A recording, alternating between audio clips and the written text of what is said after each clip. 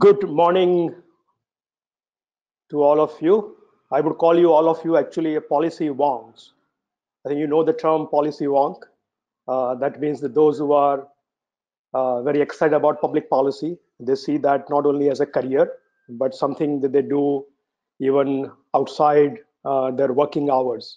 So I used to be a policy wonk in the US, and that's actually how I got into this whole area of public policy.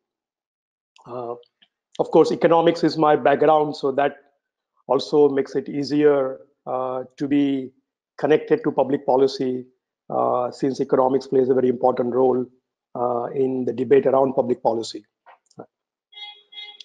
What I want to do for me first 20-25 minutes is to give you sort of brief overview uh, of what I think is policy entrepreneurship.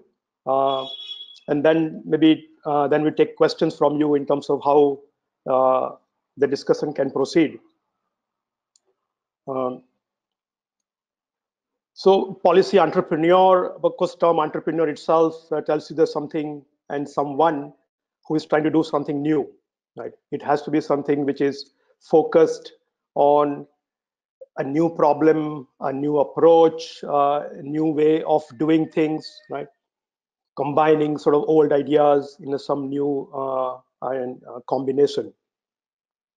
And that is the role for an entrepreneur. And the policy entrepreneur obviously is a person who does that role within the policy domain. Now, one sort of big industry around policy entrepreneurship is think tanks, right? Center for Civil Society, the one that I work with, is also a think tank. There are many such think tanks around the world. Some of you probably know there is an annual ranking of these think tanks done by University of Pennsylvania. There's a program they run there, which has been doing ranking of think tanks around the world for last several years. And they rank think tanks in terms of various categories of work they do, the size of think tanks, their location, their funding, and the budget they have. Right? So I want to give you first an overview of think tanks. Now, entrepreneurship is not just think tanks, and I will talk about that a little bit later on, what that could possibly mean in other contexts, right? But think tank and think tank entrepreneurs are usually known as policy entrepreneurs, right? So the global think tank scene, I'll switch over to a PowerPoint. I hope you are able to see the PowerPoint. If not, you can send a message, text message. You'll be able to see that message and make adjustments accordingly. I'm also assuming that you're able to hear me clearly. So this is the sort of first glance at the global think tanks by region. And you can see that North America dominates the scene with 27% of the think tanks of the world. Second, well, North America, 24% of the think tanks of the world. Right? India and sort of Asia in our region has about 21% of the think tanks. Not a small number at all. One region that, as you see, has far fewer think tanks is Africa. 7.5% of think tanks overall in Africa. So there's a long way to go. Second lower number compared to the number of countries in the population is in Latin America or South America, where you see that 12.5% of the think tanks are present there. So that's the, I think, gives you sort of overall view of how the think tank scene looks like globally.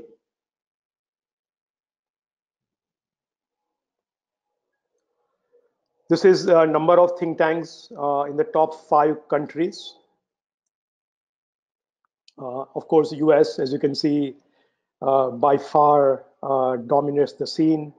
I think US is almost equal to the rest of the 4 countries in the top 5, right? So 1,871 think tanks in the US.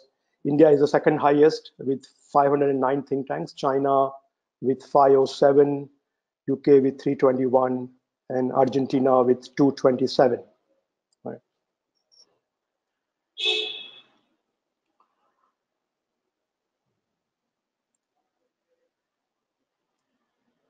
In Asia, the top 5 countries are India, China, Japan, Taiwan, and Hong Kong. Uh, China obviously has very mix of think tanks. Many of them are supported by the government. There are very few, and as far as I have met with few of them, there are very few who are genuinely independent of the state. Uh, but there's an increasing number of individuals and smaller groups in China which are far more independent in their thinking and also in their writing. I think India has a very large number of think tanks, many of them based in Delhi. And there are now, of course, growing number in Mumbai and Bangalore, few in Hyderabad and Chennai. But Delhi still dominates the India scene of think tanks, right?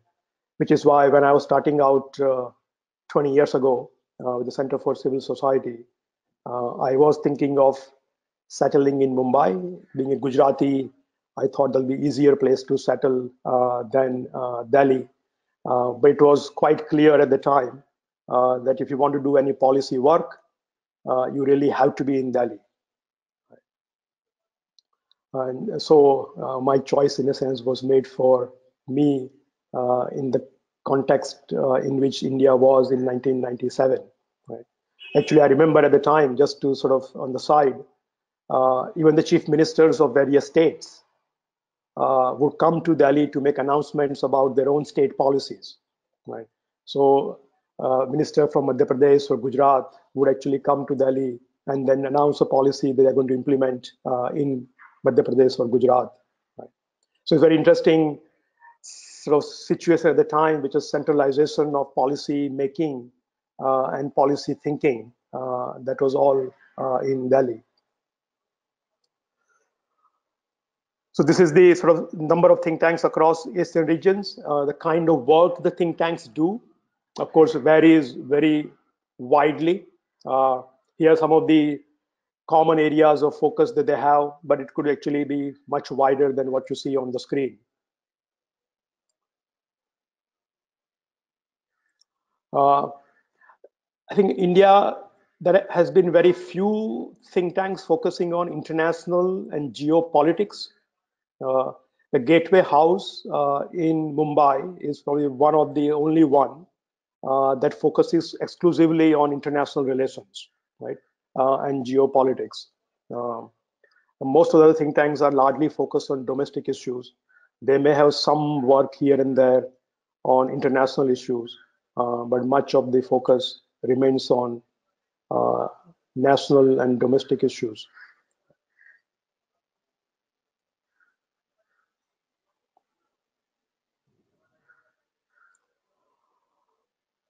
What I want to do now is to give you sort of examples of policy entrepreneurs. I've just chosen them from the wide number of people that I know in the domain, just to also keeping in mind the diversity of people and the diversity of things that they are doing, which would give you an idea of what the possibilities are. Uh, so, Center for Public Policy Research, CPPR, was started by Dhanuraj. Uh, This is based in Cochin in Kerala. They also have a small office in Chennai, uh, and they work from both places. So Dhanuraj started out as a typical think tank. As you know, most think tanks rely on philanthropy uh, by and large to survive, right? To pay their bills in a sense. So they raise money from foundations for specific projects. They raise money from individuals who believe in the areas they're focusing on, the kind of work that they do, right? Or they can also raise money from corporates under CSR and some of the other initiatives the corporates have. So much of the funding for think tank has been from philanthropic sources. Actually, Dhanuraj also started in a very similar manner. He found that there were not that many people willing to support public policy research in Kerala through philanthropy. So you have to figure out a new way of uh, raising revenue. Uh, one thing he has done, and quite successfully, and that I think is an interesting way of thinking about policy entrepreneurship, is to become a consultant or consultancy. So he created a sort of separate entity within CPPR, which is a for-profit consultancy. And through that consultancy, he has assignments from various countries, various embassies, a lot of work that he does with the Kerala government, particularly focused on some of the key cities of Kerala. They've done quite a bit of work also in the areas of transport and livelihood. So that is sort of one way of thinking about the work that you do, which is very locally focused, right? And looking at raising revenue through consultancy assignments. So pick up the assignment from the local government, deliver high value in terms of research, and then build the relationship further to raise money and further work through that route. So the interesting model also in terms of, you can see the entrepreneurship, where one model of funding did not work for him. He was able to adjust himself and then find a different way of raising money to continue the work that he wanted to do. Right. The second person is Raj Cherubal, who is a director of Chennai City Connect, which is the, I think, large number of private sector players who come together to support that effort. It started with Janagraha in Bangalore. Some of you may be aware of that think tank in Bangalore. So they focus on urban issues. Raj has been very interested in urban issues, got connected with Janagraha, started the first small chapter of Janagraha in Chennai, right? And then slowly build that chapter by the kind of work that he was able to deliver for the city of Chennai, right? Recently, actually, he got appointed as a Chennai City consortium director, who is sort of managing a lot of these projects for the city improvement, which are funded through multilateral agencies, through local corporates, and obviously with some support from the Chennai city government. It's an interesting model. So instead of starting completely on his own, he sort of tied up with an existing institution which wanted to expand work in a different area. So they wanted to go outside Bangalore, and they were interested in looking at Chennai, given the reputation Chennai had in terms of its own administrative qualities. And Raj was able to sort of tap into that opportunity and set up the project in Chennai. He set the whole thing up. He has been running that project for more than the last 10 years. Right? And so that's the other way of thinking about being a policy entrepreneur. Right? There's a lot of work that Raj has done. You will sort of find that on the website in terms of what impact they had in the city of Chennai, in terms of transport, in terms of the organization of street vendors, right? One of the key challenges that many cities face, and also in terms of water harvesting, energy conservation, right? So a lot of those issues focused on one single city, full energy and time being spent on one single city, right? And that's, I think, one way to have a deeper influence.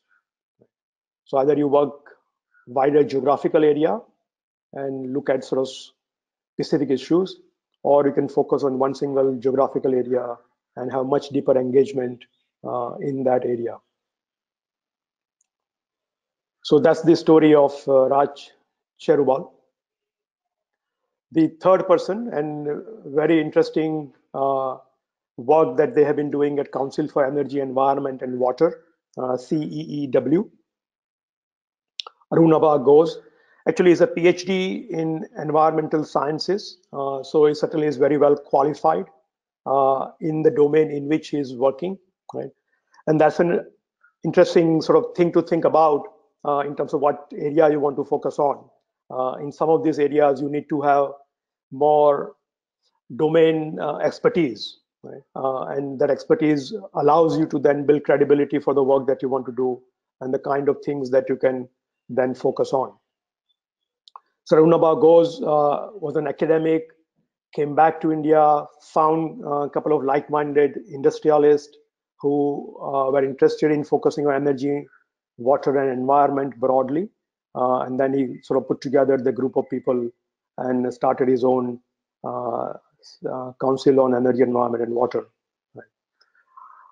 I think interesting thing around that is in a sense, the preparation he has done before becoming a policy entrepreneur, right? Getting a PhD in the domain, having done academic work, uh, and thereby established himself as an academic researcher, as an expert in the domain, and then build on that expertise to then convert that into a policy as a policy entrepreneur. So there are three sort of examples of how one can think about being a policy entrepreneur. A couple of more. This is quite a different kind of work than the first three that I talked about. As you all know, big data is now a big reality. A lot of work has been done in that domain. And the two of these individuals have focused on big data and then figure out how you can make them useful, not just in terms of understanding issues, but also in terms of advocacy for policy reforms. Right. So Govindraj Athiraj is a founder of India Spanned. You probably, if you are on Twitter, you would have seen their work having quite prominent in challenging some of the factual bases, right? Many of the policy pronouncements which are being made either by government or by other individuals who work in the policy domain, right? Uh, and it's an interesting way of sort of building database, working with the large data, focusing on specific issues, and making sure that the debate remains centered around what we broadly call evidence-based policy. Right? And that evidence, as you know, in India is not easy to get. Even the government data, as we see in the debate on jobs and economic growth, is not always very reliable. And therefore, policy entrepreneurs who sort of focus on data and evidence make a huge contribution to the nation building work. So Govind Raj Ithiraj is the founder of India Spanned. So John Samuel Raja, he's a co-founder of How India Lives. Actually, John used to work with Mint newspaper. He was a columnist there for a long time. Part of the work he was doing was with data. I remember working with him on some of the education issues while he was there. And slowly he developed his expertise, got the courage to strike out on his own in a sense, and they started this new outfit focusing on data. And what he has done is also quite interesting. So he has maintained his ties with Mint. Mint actually is the largest sort of purchaser or user of his data, right? So he has found a very nice relationship with the newspaper that he was working, right?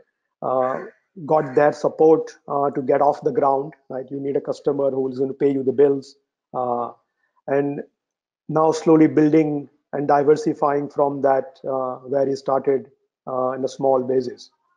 So as you can see, the 5 examples that I have give you a different sort of ways of thinking about what's possible, what you need to do to prepare yourself in a sense to before become a policy entrepreneur.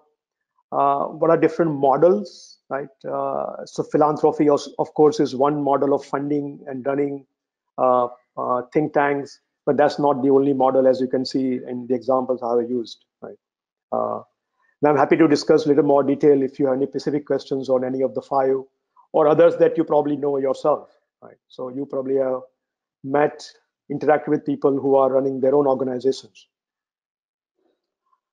As you can see, I also have chosen rather small think tanks, right? Not NCAER and ICRIER and some of the larger ones that you may have heard about based in Delhi or outside Delhi, right? There are much bigger organizations, CPR, Center for Policy Research, and many of these larger organizations have started either with government support. Many of them are still on government support, right? Even though they are trying to diversify their funding, and raise money from other sources. Right? And that's not really, usually no possibility for a policy entrepreneur. So I'm not giving examples of individuals and think tanks and initiatives. There are not all broadly, there are not all think tanks, as you can see, in a very narrow classical sense of the term, but they are the policy entrepreneurs, right? They are the ones who had the courage, had the vision, and obviously had the tenacity and perseverance to get off the ground and then make an impact moving forward.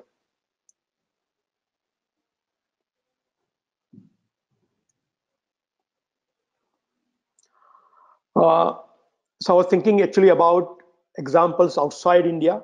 And there are, of course, large number of think tanks that you can find out which exists around the world, as you saw in terms of numbers earlier. Right? One organization which is sort of global aggregator of think tanks is Atlas Economic Network, or now known as Atlas Network, which is based in US. And they have many partner organizations or think tanks around the world. Right? What you see on the screen is that they organize annual competition among these think tanks and select one of the most effective projects the think tank has worked on, right? And then award what they call Templeton Freedom Award to that project. I think the money amount is about $100,000 for the winner, and I think about 25,000 for the runner-up. And if you go to their website, if you just Google Templeton Freedom Award or Atlas Network, you will find them. You have lots of examples of organizations and their initiatives they have taken to make a difference in their own country. Right? I have a couple of them, of course, last two winners in the sense here on the screen, but there are many such examples that you will find on the website. I'm just using that to give you an idea of what kind of work can be done as a policy entrepreneur. There are many such networks. This is just one of the networks that exist in the world. There are many such networks. Oxfam runs a very large network of such. ActionAid has a different kind of network, right? So there are different, of course, some of them are philosophically different organizations, have a different focus on issues, different take on issues, right? So all of that differs obviously across think tanks. But all of them are focusing on policy as a tool for larger social change, right? And that is what is common to all of these think tanks.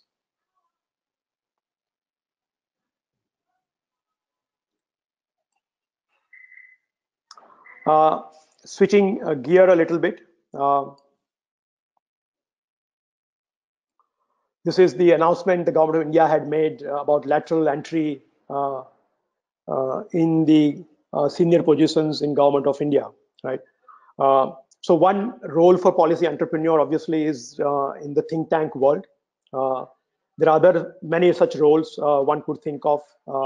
Other one which are openings which are available within the government, right?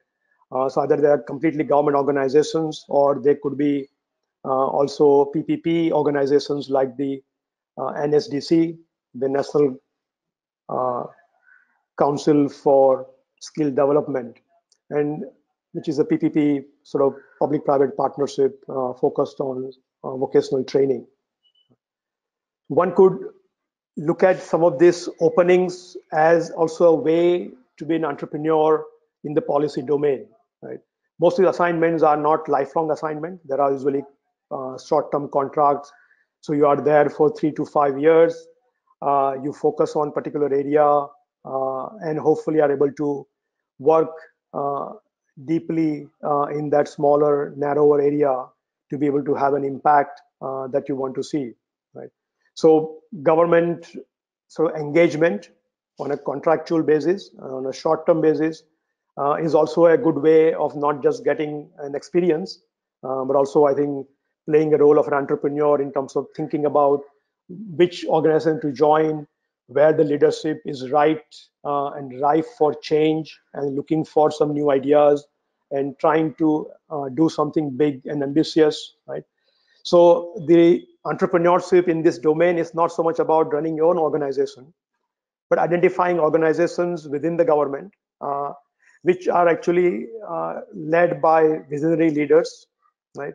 Have very large ambition to do something big in the short period of time, and then aligning yourself with that leader, with that organization, and thereby finding a niche in that space to have an impact, right? So that's a different kind of entrepreneurship that one could think of, right?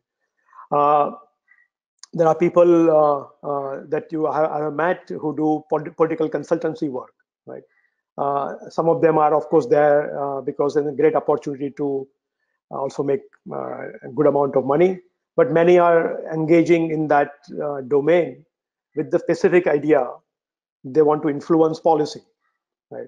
So as a part of the political consultancy, they are going to be working also on issues, advising the candidate or the party in terms of what approach they should take on the issue, which will resonate well with the public, right, which is their audience, uh, and use that leverage, that route uh, to then hopefully support right policies that come come out from the political candidates and political parties, right?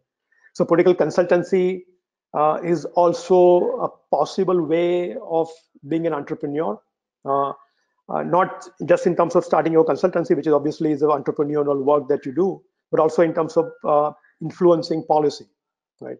Uh, it's not always worked that way. So I have talked to a few people who have done this work. Of course, ultimately you are bound by your boss, bound by the person you work for and the political party that you work for.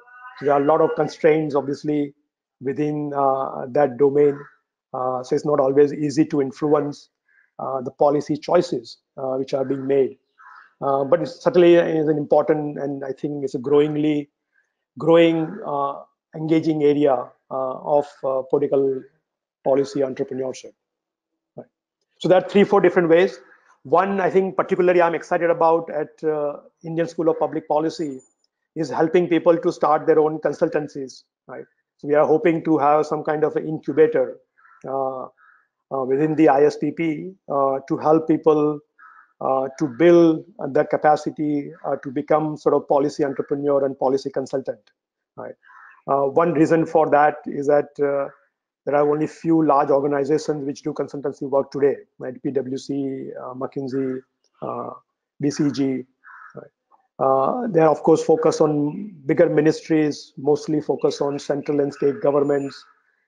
We need people across the diverse land of India, right? You need people not just in the capitals, but also in the second, third tier towns and cities, hopefully also in Gram Panchayat and Jilla Parishad, right? All of those political units or units of governance need policy support. And our hope is that by catalyzing more entrepreneurs in the ISPP, we could begin to help people to work at the local level where the need is the greatest. So that's certainly other way of thinking about policy entrepreneurship, moving away from larger capitals to the areas where you can have a much deeper, larger impact. Let me stop here. So that's sort of broad overview of what I have in mind in terms of how you can think about career in public policy as an entrepreneur. We can now take questions. I think some of you probably already have sent.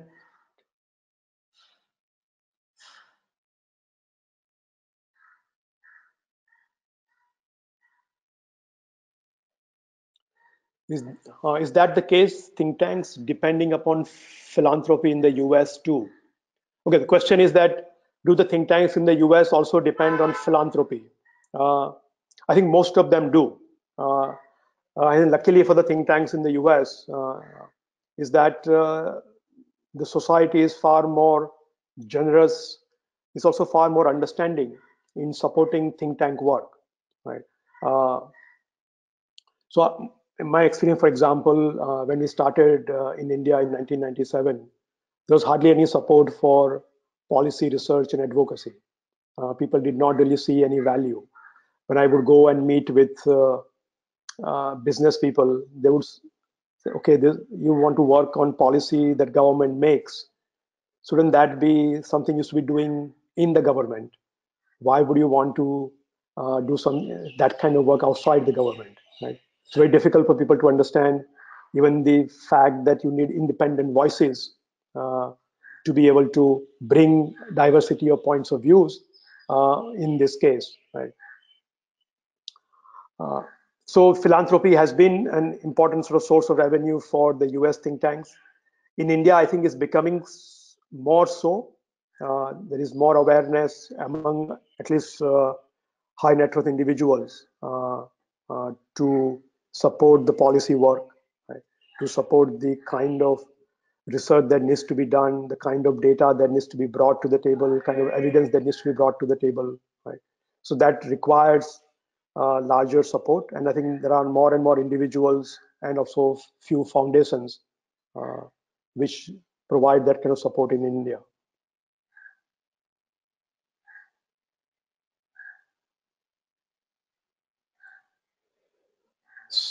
Question from Suraj is that can a dual model be more helpful?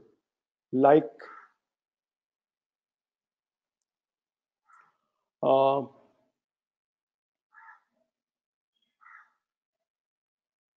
okay, like one part of the work we do without taking money, other part of the work which is by charging for what you do, right?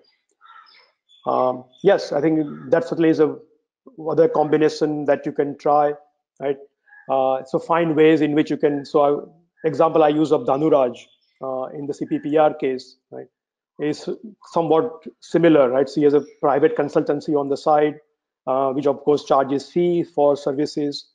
Some of that money that he generates is then plowed into the foundation, which is a non-profit, and then some of the work they do through the foundation is for free, right? So it's a good, also a good way of helping local governments where governments can afford to pay. You charge them a fee. In some cases, they are not able to pay you, but they need the support and help. Maybe you can provide that support and build good relationship, credibility, and also, I think, longer term uh, so partnership by giving them that service for free. Right. That's an interesting way also of combining consultancy with free work or pro bono work.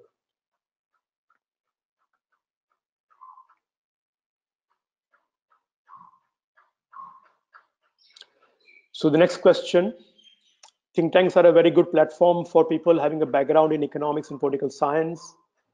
Why don't think tanks actively promote themselves in colleges for educating students? Uh, I think some think tanks do. Yes, most think tanks in India are not yet focused on college students. Their primary audience obviously is policy makers and opinion makers, right? But for example, when I started out with the Center for Civil Society earlier, we realized that there were not that many people who can do policy research and advocacy work, right? This wasn't really field that people got trained in, right? And therefore, we, from the very early on, began to engage with college students. So we run even today something called iPolicy, uh, which is a public policy course, usually a 3 or 4 day long, uh, to sort of expose people to public policy in colleges, right? And thereby get more and more people interested, excited about public policy as a career. Quite a few of them have actually gone abroad to study public policy, to Lee Kuan Yew, to Columbia, to Kennedy School in Boston, right? And some of them have come back. Some of them find difficult to come back. Actually, one inspiration for ISPP is actually is the experience of some of our friends who have gone abroad to do public policy. right? So quite a few of them had to borrow money. It's a very expensive proposition to do 2 years master's program on public policy abroad, right? Many of them ended up borrowing about $100,000 for the program. Then they realized that they could not come back to India, work in India at Indian salaries, and be able to pay back the loan they had taken, right? And so most of them ended up working with international organizations, mostly outside India. And once they got used to that work lifestyle, it became more and more difficult to think about coming back to India, right? And our one inspiration for ISPP is to give hopefully as high quality training in public policy in India at a cost people can afford. Uh, and therefore, we are able to hopefully keep them in India and have them work on the Indian challenges that we have.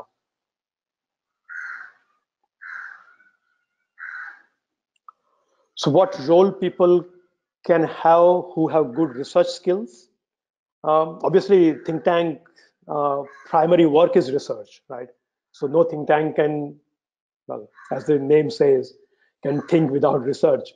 So you need to have first and foremost researchers in your team to be able to do something that is of value, that is a different kind of approach, different kind of proposition, policy prescription, right?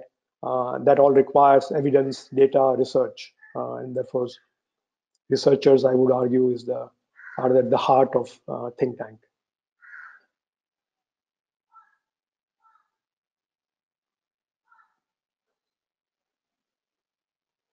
So how are think tanks able to influence policy in a closed system like India? Do average civil servants have any real need to get external consultants? Uh, I think influencing policy is difficult anywhere, right? Anywhere in the world, in the US or anywhere else. Yes, many of the countries are a little more mature in terms of understanding the role of the outsiders, right? And therefore have created platforms where people can engage more systematically, right? So if you look at UK, US, Australia, and many of the Western countries, there are sort of well-designed and quite powerful influential platforms available to think tanks to engage on policy issues and policy debate, right? And we don't really have that kind of yet developed platforms in India, right? So for example, Parliament would invite comments on a pending bill, right, from the public. And I'm sure many of you probably have seen those announcements in the newspapers and also online, right, which would say that, no, this is the bill that standing committee is considering. If you have any input, please send your input to this email address or postal address. Right. Now, yes, that's certainly a platform to engage, right? And if you're doing research on that particular area, you would want to engage through contributing comments on the bill. Unfortunately, you don't really know whether anybody read your comments on the other side. My experience has been so far that they don't even acknowledge the receipt of your feedback, right? And so it's not as develop a platform for engagement, and so that some of those things need to change, right? But having said that, there are obviously individuals within the system, politicians, ministers, and even often bureaucrats, civil servants, are quite open to hearing new ideas, thinking new ways of solving their problems, right? So I think one thing I have learned in my experience is that you need to not just go with your bucket of solutions. You need to go there with an open mind and inquiring mind, right, to understand what challenges the minister is interested in addressing. So there are 1,000 challenges. Not everything can be addressed by that person. He or she would have some specific interest in one or two challenges that they want to solve and make a name for themselves, right? So you need to understand what those issues are that they are interested in as a minister, as a civil servant, and then figure out how can you customize your offerings, your ideas, your policy prescriptions to address those one or two challenges, right?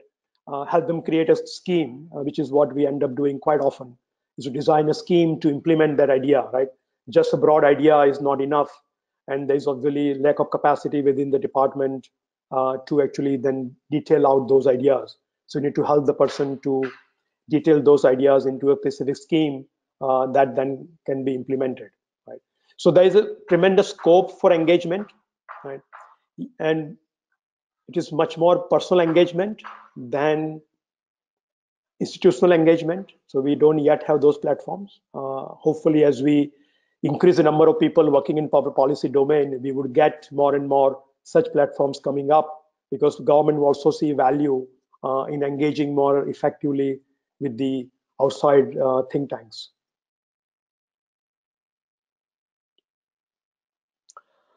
The ISPP is a certificate course. Can one progress career, and how think tank or relevant corporate will respect the certificate given, which is not a formal master's degree?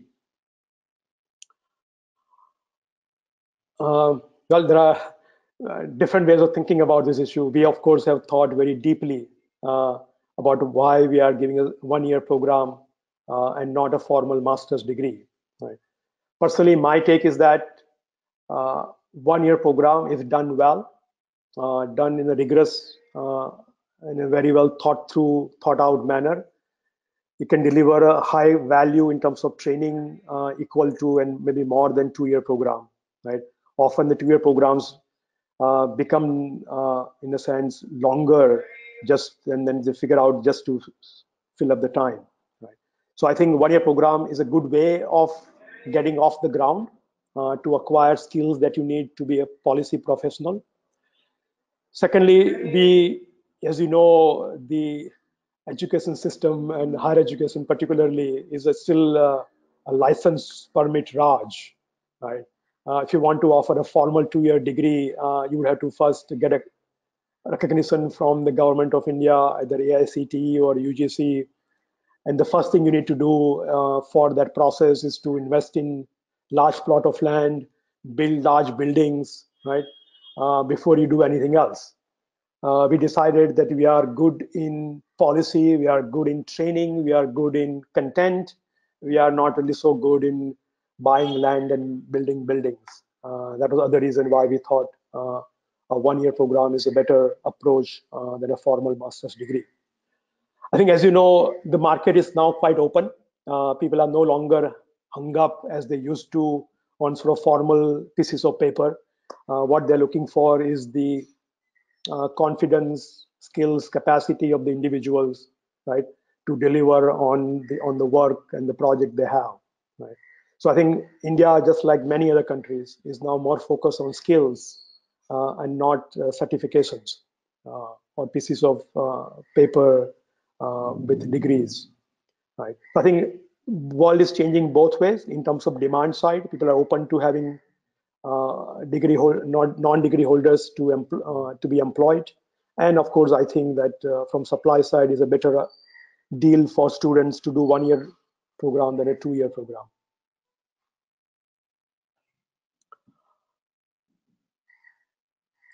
Okay, similar question, building further on the ISPP. The next question is about how can we differentiate between ISPP and IIM, ISB, and other programs which exist in the country. I think one way to distinguish, of course, is looking at the curriculum, the syllabus, or the course content. Right, that gives you some idea of what the focus is. Right. In our case, we are focusing not just on sort of disciplines which underlie public policy. Right. So there are 3 disciplines which are generally seen as the base of policy. Right. One is economics, obviously. One large chunk of that is economics.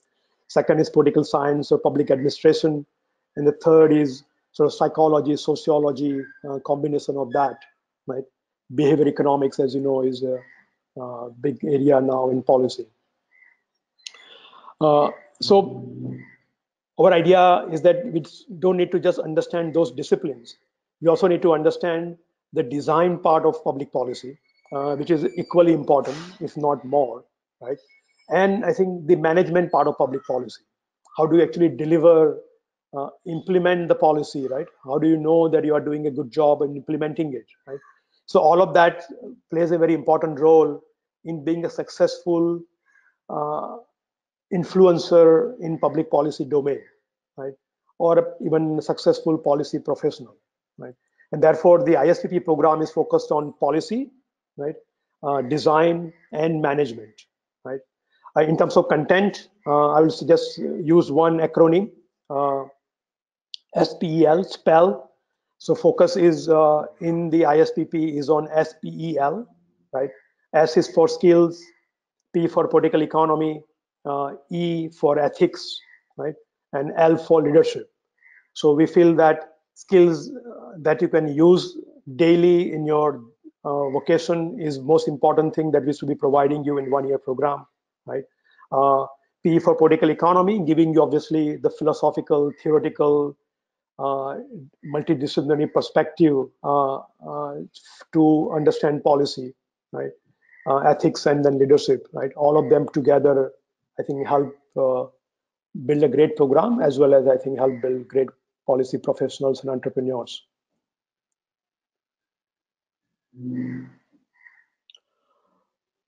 How much time do we have? Okay. We have lots of questions, so I doubt I'll be able to get through all of them in the time that we have. Uh, So I have put up my email address earlier, parth@ispp.org.in. So those of you who feel strongly about the question that you have and have not been able to address either directly or indirectly so far in this conversation, please feel free to write to that address, and I'll try my best to respond to you through email. Right. So I'll try to go through as many as I can. So I'm not selecting which ones I think are important. I'm just going in sequence in which they have appeared on the screen, right? So this is now no sort of reference or my reflection of my choice in terms of what I think is important, right? So next one is from Udisha Ghosh. What is the scope of advocacy in corporates? Can you elaborate the kind of growth and kind of work which is done? So I presume it is done in the corporate world. I think one of the largest growth that is happening in the policy domain is in the corporates. Right? So if you see the kind of lobbying or advocacy which was done by corporates, right? Earlier during the license permit Raj, right? And even now to some extent, is not focused on issues, is not focused on evidence, right? Has been focused more on personal relationships. I don't want to use the word bribes, but along those lines, right? Corporates now realize that they need to not convince just somebody behind the closed door, but they need to convince larger public, right? Particularly the vocal media that we have, right? They need to build a public case, right, for the change they want to see. Right? So it's not going to happen by closed door meetings as was in the old India. In the new India, it will require that they have policy professionals on the team who can understand the policy issues, build the argument, right, why this change is required, which may be in favor, obviously, of the corporate, but still have to make a larger argument in public domain, right? And that obviously has opened up huge opportunity for policy professionals in the corporate sector. So that's one typical corporate sector job is in the policy. Of course, there are consultancies, KPMG, Boston BCG, and all of them. Most of them so far have been hiring MBAs, right, who also end up doing policy work. But none of them, by and large, have any formal policy training, right? So they are good in certain areas of work that the client needs to get done, but usually not across the board, right? That what client needs. And I think many of them would have realized that gap in their own teams and are looking to fill that gap with more policy trained people. So that, of course, is a huge other opportunity that exists within the corporate consultancies which work in the policy domain. Next one is, I'm sorry I joined late. Can you briefly outline the possible career options? I'm going to skip that for in the interest of time. I'm happy to talk about this separately, Kaushik, a little later on, or maybe you're able to listen to the recorded voice, right, of this conversation and understand what the options are. So take one more. Yeah. Okay. Take the last question from Sarang. Is ISP degree, can it be helpful in MBA if he wants to work at the intersection of business, society, and government? Oh, I think maybe I'm biased in this case, but I would argue that a policy degree is far more, I think, far more relevant in my personal view, and also I think far more fruitful and productive than just a typical MBA. Of course, you can combine MBA with policy, and it's possible now in some places, right? But typical MBA doesn't prepare you from this intersection that you are thinking of, right? And policy is at the intersection of business, society, and government, right? And therefore, I think policy degree is far more relevant and useful to pursue that line of career, right? I think we are running out of time. I thank you all, policy wongs. I look forward to sort of seeing you in other programs and hopefully at ISPP. The last day registration is 31st March. 31st March. So my colleague is reminding me that the last day for registration at ISPP for this round of admissions is 31st March. And please join the adventure. Thank you.